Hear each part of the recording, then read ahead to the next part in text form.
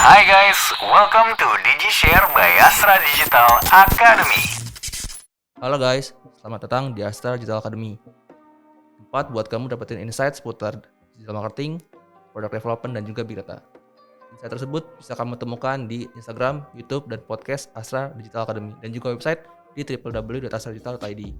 Nah, perkenalkan, nama gue Faisal. Saat ini gue sebagai team lead dari tim growth monitoring. Dan saat ini gue bersama narasumber kita, Tara. Halo Tara. Halo, perkenalkan gue Tara dari Growth and Monitoring tim juga Big Data and Analytics Astra Digital. Oke, saat ini kita mau ngobrol seputar masalah IDA ya. Tapi sebelum itu gue mau brief dulu dikit. IDA itu kalau sepengetahuan gue ya itu sebuah proses yang dilakukan oleh seorang data scientist. Nah, outputnya itu nanti adalah sebuah kesimpulan dari kondisi data gitu ya. Nah, oke, Tar. Sebelum kita bahas IDA lebih lanjut ya, kita bahas terkait yang simple dulu nih, terkait data. Kalau menurut Tara sendiri nih, pengalaman Tara, data tuh apa sih dan kenapa sekarang jadi hype gitu? Mungkin kalau bicara soal data ya, teman-teman mungkin juga udah familiar banget nih soal data, karena kayak apalagi di era yang sekarang gitu ya, banyak banget webinar-webinar atau mungkin juga di sekolah atau kuliah kita kayak udah bicara soal data itu sendiri gitu. Nah, mungkin kalau misalkan kita ngambil dalam segi bahasa gitu ya, data itu adalah kumpulan dari fakta-fakta gitu. Jadi fakta-fakta atau mungkin peristiwa yang kita kumpulin, kita collect gitu, terus habis itu nggak sampai di situ nih, si data ini nanti di kemudian waktu gitu ya kita bakal manfaatin dan kita bakal mungkin explore lebih lanjut gitu. Nah, poin yang kedua, kenapa data itu hype gitu ya di era yang sekarang, mungkin khususnya di Indo sendiri gitu ya, perkembangan teknologi era digital ini udah semakin pesat banget nih gitu. Mungkin kalau kita ngeriman ke belakang gitu ya, beberapa waktu lalu kita ambil contoh lah yang simple gitu ya, untuk transaksi jual beli gitu, mungkin secara konvensional kita cuma dapat sedikit informasi nih gitu, mungkin kayak item apa aja sih yang terjual, terus habis itu berapa banyak item tersebut terjual, dan berapa rupiah sih sebenarnya yang kita dapetin dari transaksi jual beli tersebut gitu. Tapi di era sekarang nih, di perkembangan teknologi era digital gitu ya, apalagi untuk bisnis-bisnis atau kegiatan gitu yang berbasis online, informasi yang kita dapetin tuh bisa jauh lebih luas gitu. Misalkan contohnya nih, kita bisa tracking user yang ada di kita gitu ya, mulai dia download, terus dia register, kemudian start nih dia visit dan explore digital platformnya kita gitu. Bahkan sampai ke intinya gitu ya, si user-user atau customer ini melakukan transaksi, terus kemudian bisa juga sampai ke tahapan repurchase, dan sampai si user atau customer ini mungkin suatu saat akan churn atau pergi gitu. Nah, mungkin itu sih gambaran kenapa data di era yang sekarang ini jadi semakin lebih hype gitu. Oke, tadi kan Tara cerita tuh terkait masalah collect data gitu kan, banyak yang kita kumpulin. Nah, kalau udah kita kumpulin gitu ya, cara kita untuk kelolanya tuh gimana sih? Oke, kelola data berarti kita bicara data management ya. Iya. Nah, sebenarnya kalau data management sendiri itu bukan secara practically gitu ya, bukan pekerjaan aku sehari-hari, tapi mungkin di sini aku bisa ngasih gambaran gitu dari sudut pandang pengguna data gitu. Jadi data ini sebenarnya sebaiknya nggak cuman kita kumpulin aja, tapi kayak ya udah gitu, nggak di manage gitu. Tapi mungkin salah satu caranya kayak bisa kita kelompokkan, kita kategorikan gitu ya, berdasarkan jenis-jenisnya. Kayak contohnya mungkin data transaksi sendiri, terus data customer sendiri gitu, supaya nanti ketika kita mau menggunakan gitu ya, mau explore data tersebut atau mungkin mau dianalisis gitu, jadi lebih mudah gitu, karena data ini kita maintain gitu dalam jangka panjang. Terus habis itu juga poin terpentingnya, data yang kita kumpulin ini sebisa mungkin up to date gitu, jadi ketika kita butuh data terupdate-nya nih udah tersedia gitu sih mungkin. Sekarang mau masuk ke ide. Tadi kan sempat singgung dikit terkait masalah data yang udah kita simpen, kita kelola, kita explore gitu kan ya. Nah, kalau menurut Tara nih, definisi IDA itu apa sih?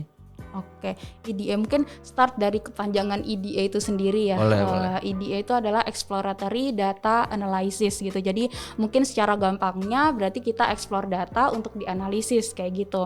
Nah, EDA sendiri ini tuh sebenarnya ada di part of data analytics process gitu. Jadi mungkin kalau teman-teman udah sering dengar gitu ya, ada namanya metode CRISP-DM gitu. Yeah. Jadi Cross Industry Standard Process Data Mining gitu. Nah, di situ ada sekitar 6 proses gitu yang kita lakuin untuk melakukan melakukan data analytics ini gitu. Kayak misalkan mulai dari business understanding, terus habis itu kita ngelakuin juga data understanding, data preparation, terus ada analytics or modelingnya juga.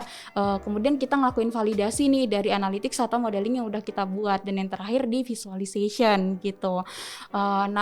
Dari 6 proses itu nih yang ada di data analytics gitu ya, si IDA ini sebenarnya positioningnya gitu ya, ada di bagian mana sih gitu. Nah, si IDA ini ada di part data understanding dan data preparationnya gitu.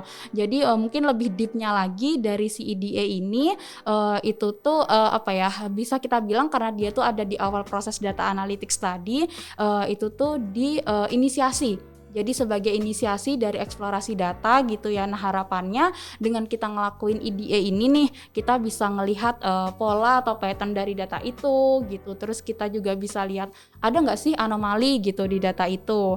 Terus mungkin kita juga bisa testing hipotesis gitu. Nah, terus juga yang keempat mungkin dari proses data analytics tadi ya, sebenarnya kan panjang tuh, nggak cuma sampai di data understanding dan preparation juga gitu ya. Jadi dari proses IDA ini juga kita bisa lanjutin nih ke advanced analytics-nya gitu, ke next analytics-nya gitu. Nah, biasanya si IDA ini juga kita lakuin dengan menggunakan summary statistik deskriptifnya kayak gitu. Nah, terus harapannya sebenarnya dengan ngelakuin IDA ini kita mau cari apa sih gitu. Nah, mungkin bisa kita bilang kita pengen tahu kondisi data. Nah, refer ke definisi data yang tadi gitu. Berarti ketika kita tahu kondisi datanya gitu ya, berarti kita bisa tahu juga kondisi bisnisnya gitu, karena data bicara tentang fakta gitu, fakta dari bisnis itu. Mungkin kayak gitu sih gambaran tentang IDA itu sendiri. Udah jelasin panjang lebar ya. Nah, menanya nih, kepo sebetulnya. Kalau menurut lo, Tal, kenapa IDA itu adalah sebuah proses yang penting dalam rangkaian journey tadi yang udah sebutin sih? Oke, kenapa penting? Jadi biasanya kita bicara data real nih ya gitu. Data real yang kita temuin tuh biasanya ada di fase gitu ya, fase yang baru hampir siap untuk digunakan gitu. Jadi atau mungkin bahkan ada data-data tertentu nih yang sebenarnya belum siap untuk kita consume gitu. Nah, dengan kondisi data yang seperti itu gitu, berarti kita harus melakukan sesuatu nih terhadap si datanya supaya siap untuk kita manfaatin gitu data itu. Nah, salah satu cara supaya data ini yang sebelumnya belum siap nih terus menjadi lebih siap itu dengan menggunakan si IDA ini kayak gitu. Nah, mungkin tapi perlu di highlight juga nih sama teman-teman gitu ya, kalau dengan melakukan IDA gitu, sebenarnya itu bukan tools yang secara instan gitu bisa nge-transform data yang tadinya belum siap gitu ya menjadi siap, tapi dan itu juga bergantung dengan kondisi datanya gitu. Nah, tapi di sini seenggaknya kita udah melakukan pemahaman nih terhadap datanya, terus kita juga udah nge-prepare dan nge-cleansing si datanya gitu, supaya ketika melakukan getting informasi, insight, atau mungkin testing hipotesis tadi gitu, kita tuh nggak ada misleading gitu dalam menyampaikannya ke user gitu sih. Oke, tadi kan udah jelasin tuh. Kepo lagi sih sebetulnya. Kan tadi udah jelasin juga panjang lebar banget tuh, clear banget.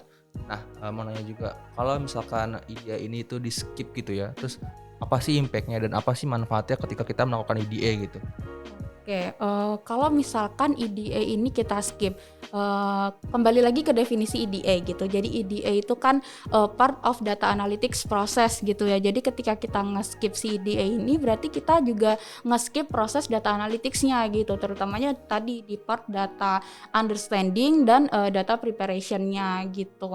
Nah, berarti secara nggak langsung atau bisa juga dibilang secara langsung gitu ya, proses data analytics ini berarti akan pincang gitu, dan tujuan yang ingin kita capai di proses IDA ini ya ketika kita skip berarti kita nggak dapat nih esensi dari IDA ini gitu. Esensinya di mana ya, di pemahaman dari datanya itu tadi sendiri dan preparationnya. Kayak gitu sih mungkin gambarannya kenapa IDA ini sebisa mungkin tuh adalah hal yang penting dan wajib gitu. Apalagi nanti kalau misalkan nih nextnya gitu ya, dari proses data analytics tadi itu kan panjang kan, nggak sampai cuma di IDA aja gitu, bisa aja kita lanjut ke advance analytic-nya gitu. Nah, dengan kita nggak ngelakuin IDA ini, ada kemungkinan nih misalkan kita ngelakuin model machine learning gitu ya, terus habis itu ternyata performance-nya masih kurang baik nih, belum mencapai target gitu. Nah kita tuh bakalan bisa dibilang mungkin kebingungan gitu, kayak sebenarnya part mana sih atau mungkin hal apa gitu ya yang bikin si performance modelnya ini masih belum baik gitu. Jadi dengan case yang kayak gitu bisa jadi ada proses cycle gitu, iterasi atau mungkin bolak-balik nih untuk nge-improve si modelnya itu tadi gitu.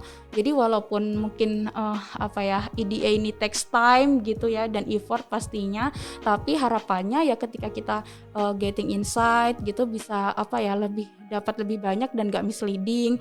Terus habis itu juga ketika kita ngelakuin next prosesnya bisa lebih clear dan smooth gitu sih. Bisa kasih contoh nggak sih satu simple aja based on pengalaman Tara tuh contohnya pentingnya IDE itu dalam tahapan data analisis itu seperti apa sih?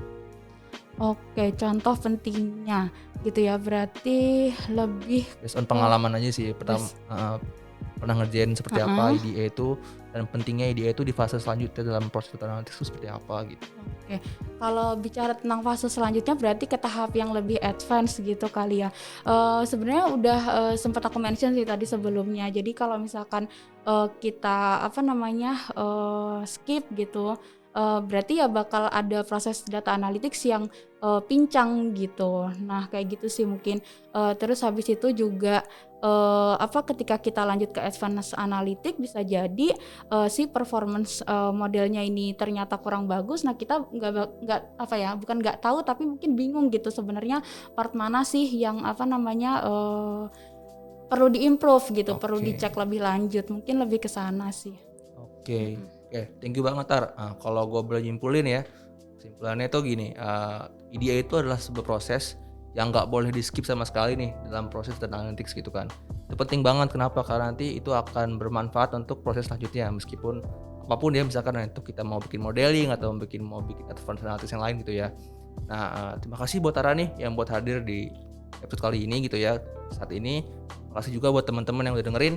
Dan berikutnya gue sementara bakal bahas lebih dalam lagi nih terkait IDA tentang impactnya ke bisnis itu seperti apa gitu kan.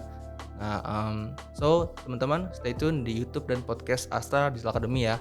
Dapetin juga insight lainnya di Instagram Astra Digital Academy dan website di www.astradigital.id. See you and stay tune.